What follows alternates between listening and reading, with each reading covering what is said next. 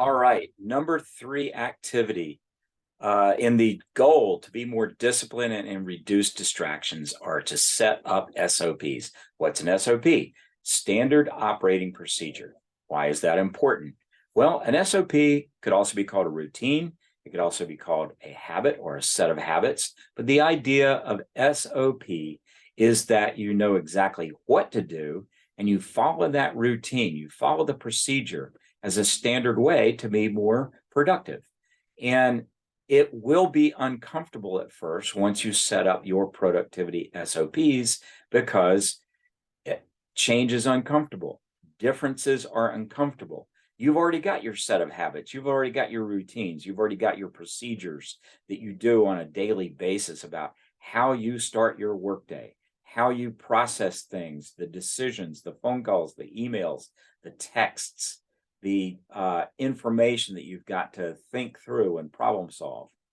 And so upsetting that routine and doing something differently in order to get more productive will be uncomfortable. Change is uncomfortable. But change also makes you better. And you've got to assume that what you're doing now works. And there's another way that you can do it that's going to work better. So figure out what are the procedures that you need. Now, I want to say something about time because time, I'm going to talk a little bit more about it in the next phase as well.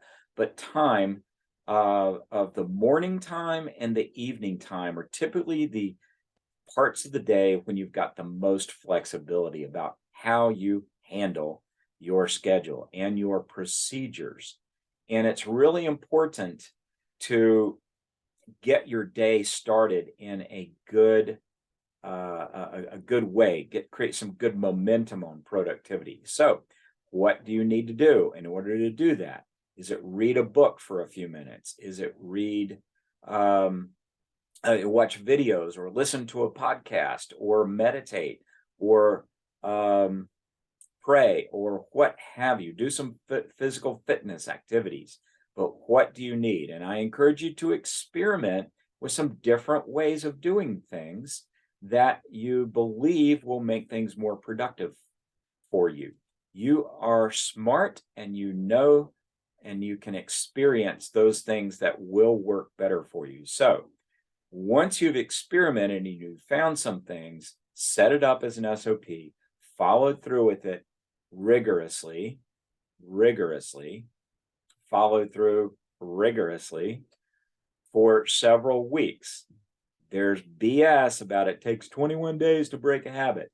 Well, actually, the science is more like it may take 60 to 90 days, but it depends on what kind of habit. And on top of that, we may revert back to the old ways because even at day 91 or whatever, we just kind of like the old way that we used to do it. There's a sentimentality to the old ways, the old patterns, whatever they may have been.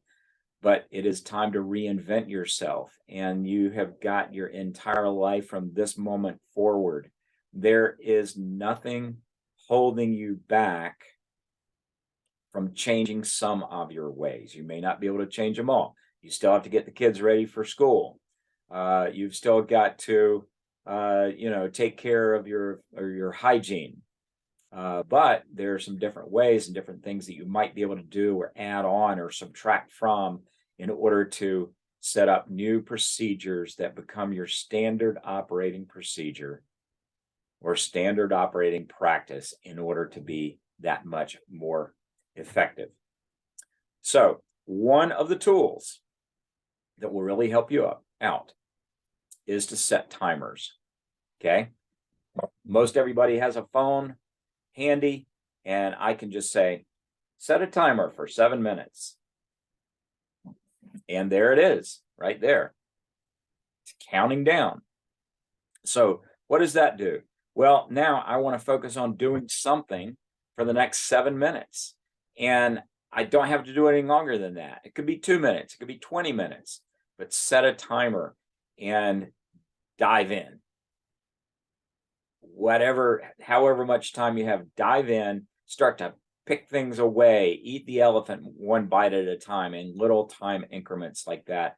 And now you've got a standard operating practice to squeeze more activity, more productivity out of your day in small chunks that you can stay focused on, so that even if you do have um, many thoughts, many creative thoughts, you can still hyper focus for a few minutes and get things done. So we are going to look at sustainable systems in the next phase, and I encourage you to stay tuned because there's some really good stuff.